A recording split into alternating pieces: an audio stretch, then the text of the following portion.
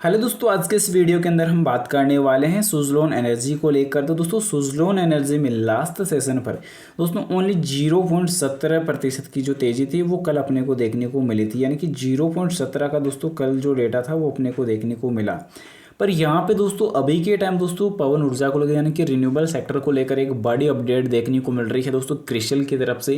तो अब दोस्तों वो रिपोर्ट दोस्तों काफ़ी चौंकाने वाली रहेगी और अभी कंपनी की जो सेल है वो ऑल टाइम हाई पर भी देखने को मिल रही है। तो इन चीज़ों को दोस्तों, इन अपडेट को अगर आप मिस करते हैं तो कहीं ना कहीं दोस्तों जो आपका डेटा है वो काफ़ी इंपॉर्टेंट जानकारी से आप चूक सकते हैं। फिलहाल यहाँ पे महत्वपूर्ण अपडेट ये देखने को मिली है कि जिस प्रकार लास्ट सेशन पर तेज़ी अपने को देखने को मिली थी ओनली 0.17 की, यानी कि लगभग 9 पैसे की। अब उसी के साथ साथ अगर हम पिछले 5 मार्केट सेक्टर की अगर बात करते हैं तो यहाँ पे लगभग 31 पैसे की जो रिकवरी है यहाँ पे पॉजिटिव देखने को मिलेगी। 56 रुपये 3 पैसे तक पिछले 5 मार्केट सेक्टर के अंदर ये जंप अपने को मिली। पर महत्वपूर्ण अपडेट यह देखने को मिल रही है कि भारत की पवन ऊर्जा क्षमता 2026 तक 27 गीगावाट तक पहुंचने की यहाँ पे उम्मीद लगाई जा रही है, क्योंकि दोस्तों सोमवार को प्रकाशित एक रिपोर्ट में अनुमान लगाया गया था कि अगले 2 वित्तीय वर्षों के दौरान भारत की पवन ऊर्जा की जो क्षमता वृद्धि है वो वित्त वर्ष 7.1 में 2023 से गीगावाट से बढ़कर दोस्तों अभी औसतन जो 25 गीगावाट हो जाएगी और 2026-27 तक इसका विस्तार स्थापित पवन क्षमता लगभग 63 गीगावाट तक पहुंचने की उम्मीद लगा चुकी है। यानी कि क्रिस्टल की तरफ से एक शानदार जो अनुमान है वो यहाँ पे देखने को मिला है। यहाँ पे देख सकते हैं कि हाइब्रिड परियोजना और नीति समर्थन विकास को बढ़ावा दे रहे हैं। हाइब्रिड अक्षय ऊर्जा परियोजना को गति देने के लिए सरकारी प्रयासों से, जिसमें सौर, पवन और ऊर्जा भंडारण शामिल है, क्षमता वृद्धि बहुत वृद्धि होगी। क्रिस्टल के शोध के अनुसार हाइब्रिड ऊर्जा नीलामी, जिसके तहत डेवलपर्स को रात के समय और सुबह के समय अधिकतम मांग के दौरान बिजली प्रदान करना अनिवार्य है और अधिक लोकप्रिय हो रही है। तो इस चक्कर में अभी क्रिस्टल की रिपोर्ट ये आई है कि भारत की पवन ऊर्जा क्षमता 50% हो चुके हैं, क्योंकि हाइब्रिड परियोजना बिजली शेड्यूलिंग कठिनाइयों का प्रबंध करने में मदद करती है, जिसके लिए वितरण कंपनियां यानी कि डिस्कॉम अधिक रुचि ले रही है और स्टॉप ऑफ टेक समझौते के लिए भी आकर्षक बन रही है। इनकी आगामी टाइमलाइन में, आगामी परियोजनाओं में दोस्तों पाइपलाइन और पीपीए प्रगति पर भी रहने वाला है, क्योंकि क्रिस्टल के जो निदेशक है अंकित हंको के अनुसार पवन ऊर्जा क्षमता के विस्तार में तेजी लाने के लिए ये महत्वपूर्ण होने वाली पहल रहेगी।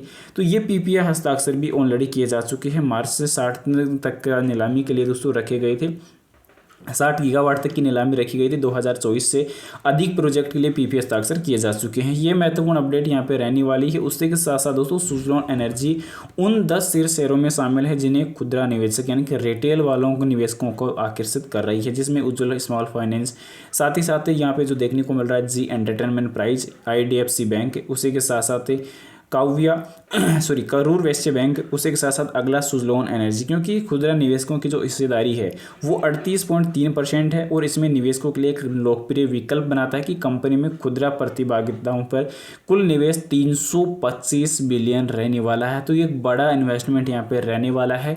अब यहाँ पे महत्वपूर्ण चीज़ क्या देखने को मिली? अब महत्वपूर्ण चीज़ ये देखने को मिल रही कि क्वार्टरली तौर पर अगर हम बात करें तो यहाँ पे देखने को मिल रहा है कि कंपनी की जो सेल है वो ऑल टाइम हाई पर देखने को मिल रही है रिजल्ट्स के अंदर, क्वार्टरली प्रदर्शन के तौर पर, क्योंकि अभी तक जो हाईएस्ट सेल अपने को देखने को मिल रही थी वो लगभग 2200 करोड़ तक यहाँ पे देखने को मिली थी। उसके बाद यहाँ पे जंप देखने को मिला है लेटेस्ट Q3 के अंदर, यानी कि अभी Q3 के जो नंबर्स है वो सॉलिड और बेहतरीन तो देखने को मिले ही है, पर यहाँ पे कंपनी ने कई रिकॉर्ड भी ब्रेक किए कि कंपनी की जो सेल है वो ऑल टाइम हाई पर है और एक अच्छी प्रॉफिट भी कंपनी ने बनाने की कोशिश यहाँ पे की है। तो ये एक महत्वपूर्ण डिसीजन यहाँ पे देखने को मिल रहा है। महत्वपूर्ण जो चीज़ है वो यहाँ पे देखने को मिल रही है कि फोकस पे ये शेयर अभी के टाइम काफ़ी अच्छे बने हुए हैं। उसी के साथ साथ यहाँ पे मेन चीज़ अगर बात की जाए तो कंपनी की जो पी देखने को मिल रही थी वो काफ़ी अच्छे देखने को मिल रही है, क्योंकि महत्वपूर्ण चीज़ों में अगर बात कर लेना यहाँ पे टॉप 5 कंपनियों में तो स्थान कंपनी का अभी शामिल नजर आता है, क्योंकि अभी ABB कंपनियों वगैरह का, अगर सीमेंस, CG पावर इंडस्ट्रियल, अगर इनका अगर हम कंपनी का पी वगैरह देखते हैं तो यहाँ पे काफ़ी कम पी, यहाँ पे ROC वगैरह जो देखने को मिलता है। तो ये चीज़ पी जो यहाँ पे देखने को मिल रहा है कि 59.53 का देखने को मिल रहा है भाई। वहीं सुज़लोन को लेकर अगर बात की जाए तो 63.14 का ही देखने को मिल रहा है। तो कंपनी की जो ROC यहाँ पे देखने को मिल रही है वो भी काफ़ी अच्छी आप लोग को देखने को मिल जाएगी। यहाँ पे सुज़लोन की जो ROC लॉस ही है वो लगभग 25% की देखने को मिल रही है। तो पॉजिटिव आउटलुक काफ़ी अच्छे है। साथ ही साथ जो एफआई को लेकर भी दोस्तों इन्वेस्टमेंट अभी के टाइम लास्ट सेशन की अगर बात की जाए तो एफआई वालों की काफ़ी अच्छी बाइंग भी देखने को मिली थी, तो सेलिंग भी देखने को मिली थी। दोनों चीज़ें देखने को मिली थी, पर वो चीज़ें मार्केट में अब दोस्तों जो यूएस मार्केट है वो थोड़ा पॉजिटिव देखने को मिल रहा है। तो फिलहाल मैं आप लोगों को बता दूं कि थोड़ा सा भी आप लोग को कॉन्सेंट्रेट मार्केट की खबरों पे करना सही है। अभी के टाइम आउटलुक जो है काफ़ी शानदार नज़र आ रहे हैं। बड़े लेटेस्ट Q3 के अंदर ये आप लोग को एफआई वाले भागते हुए नजर आए थे, क्योंकि मार्केट में सिचुएशन ऐसी थी, मार्केट की जो वॉलेटिलिटी और दबाव जो था वो काफ़ी बना हुआ था। इसी चक्कर में ये चीज़ें देखने को मिली थी। तो इन चीज़ों को ध्यान रखने की आवश्यकता है। फिलहाल बता दूं बाय सेल के लिए कोई भी रिकमेंडेशन सजेशन नहीं रहने वाली। जानकारी दोस्तों ओनली एजुकेशन पर्पज के लिए रहेगी। इन्वेस्टमेंट करने से पहले अपने फाइनेंशियल एडवाइजर की सलाह जरूर ले या खुद की रिसर्च जरूर से कर ले। Thanks for watching this my video. जय हिंद, जय भारत, वंदे मातरम।